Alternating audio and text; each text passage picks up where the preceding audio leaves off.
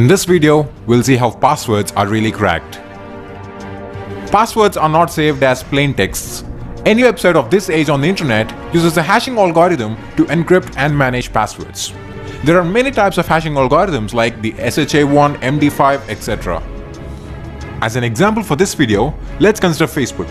In order to log into your Facebook account, you enter your email and password and click on login.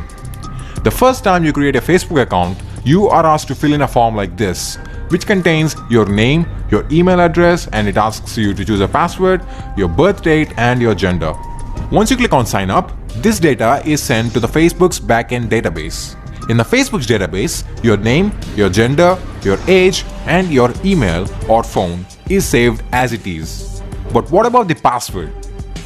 As I told you, a password will never be saved as a plain text in a website's database.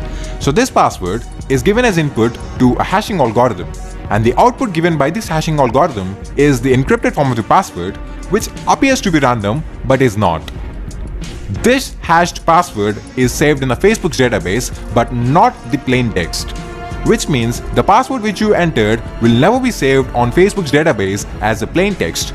Instead, only its encrypted, or in other words, the hashed password is saved in the Facebook's database. Now suppose Facebook had a data breach, and hackers managed to gain access to Facebook's user info, which included their name, age, gender, email, and password.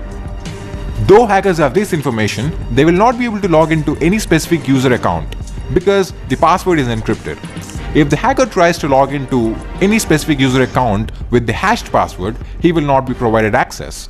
He only needs to enter the password, which is in the plain text form. So what do the hacker do now? Intuitively, the only possible way is to reverse the hash into its plain text form. But this is highly impossible because a hash is a one-way function, and the plain text form of a hash cannot be obtained from the hash itself.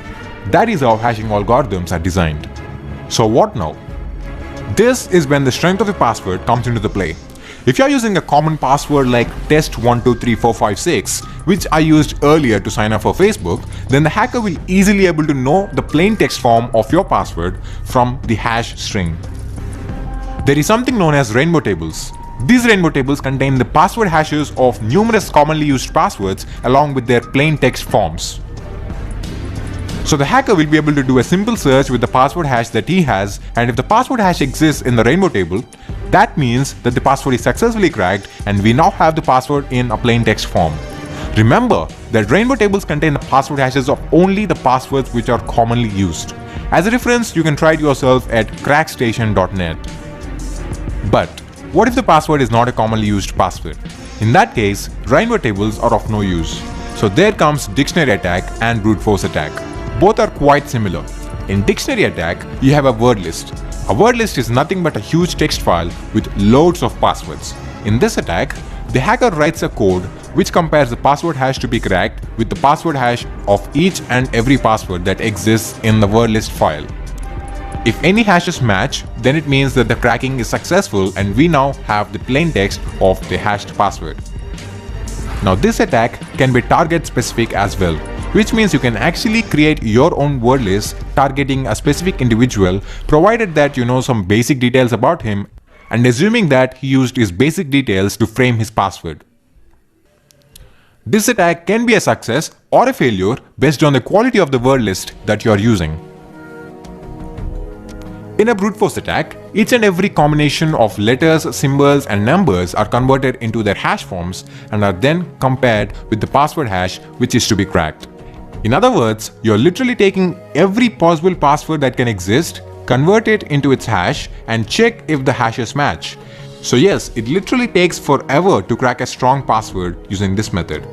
However, if the computer's processing speed is fast enough, then yep, simple passwords can be cracked easily by this method.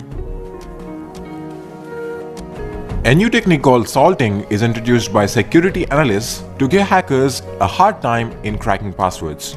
In this technique, a specific combination of characters are inserted at specific positions of the plain text password before hashing. Every company has its own salting algorithm and they don't make their salting algorithm public. For example, let's say Facebook's salting algorithm inserts the string f ampersand 2p at the beginning after the third character, and at the end of the plain text password. After salting the password, the salted password is then hashed by a hashing algorithm. So, when a salt is used, rainbow tables are of no use, even if the password to be cracked is a weak and commonly used password, because the hash of the password without salting do not match the hash of the password which is salted. Also, brute force attack and dictionary attack are not effective to crack salted passwords, unless the hacker already knows the salting algorithm employed by a company. So that is it for this video. Thanks for watching. Leave a like if you like this video, and also don't forget to subscribe for more awesome videos. Comment down below if you have any doubts regarding this video.